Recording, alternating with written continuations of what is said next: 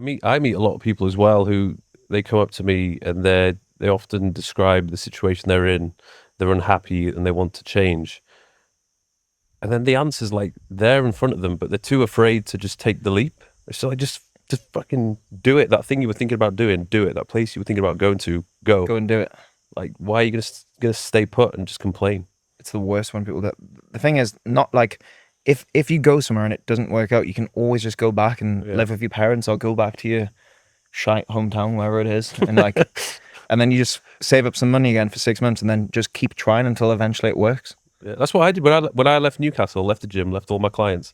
I had to go back home for a month and just reassess.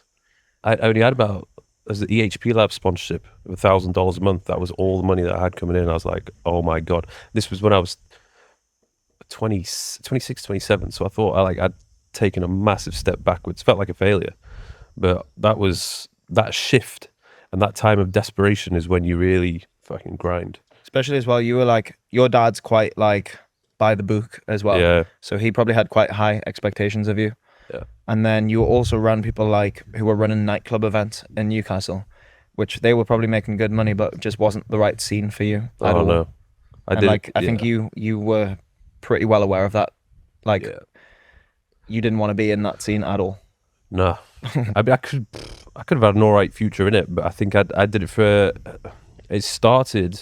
Actually, no. I guess it started when I was working topless Tuesday. in Tuesdays in Newcastle. That was sick. That's when I felt like I was getting some real recognition for me going to the gym because everyone was like, "Oh my god, this guy's shredded," and it was I used to obviously get paid decent for that for being a student. 30 quid. Was it? Yes. 30 quid to walk around for 3 hours with your top off. Getting the Best money ever. the female attention you get would be absolutely outstanding. But you would get your head melted by a lot of Geordies who Yeah. are off their nut as well. which Telling you, was- I just look like that one. yeah, exactly. And then what the fuck are we talking about? Your steps to leaving. Oh yeah. And And the nightclub scene in the Newcastle. nightclub scene, and then did a season here in Marbella, which honestly was probably the best time that I could have possibly done it, because I'd just finished university and I was like, I don't want to go back to Leeds, then work in some really basic job. I want to get some life experience. I just want to be somewhere else. And that was when I came out here, managed to already secure a job, literally walking around the port trying to get people to go into 7 Funky Buddha and opera rooms, working with, under Phil Savage, and basically had to cold approach strangers, which I had no experience doing that. I had no confidence. So that was like something which helped me massively with my people skills. And then you just understand street smarts, just being out and about, like in the port from 10:30 p.m. till 3:30 a.m., then going to the club afterwards. Doing that every single day. It's literally insane. And And then, most people, the other people that you were working with, they were just getting fucked up every night. But I think you had a little bit more routine. You were still going to the gym and stuff. yeah. The funny thing was that I was the youngest one there, which was good. There was a lot of people who were older than me.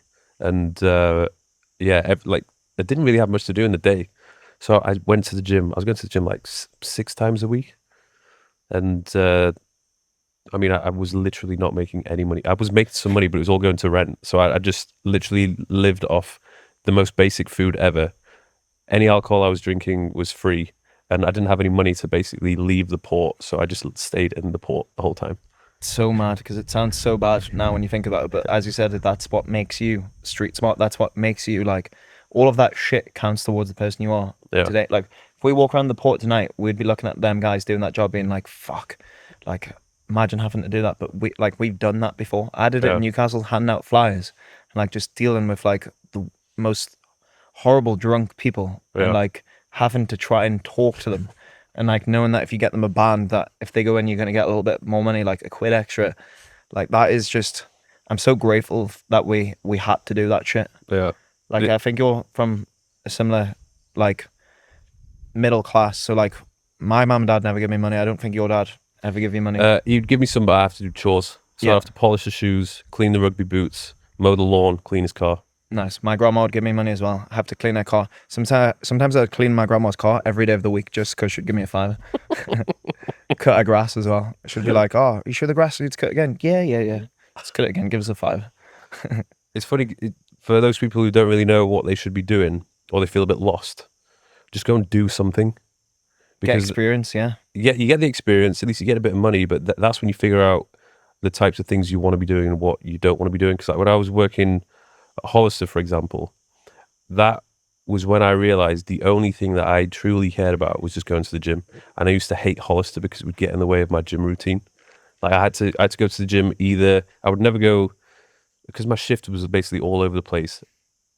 I found out the best system was to go. It was in Eldon Leisure. Yeah, no, I remember up in Eldon Square, and I would just squeeze a workout in between my lunch break and just get it done because I was too tired to do it after the gym. And then before, I just didn't like waking up too early. But then it just pissed me off how I couldn't just have time to train. Oh, fuck, man, that life. Yeah. Please, we're past it now, though. We escaped it pretty fast. Yeah. Like some people that we know are still living that life.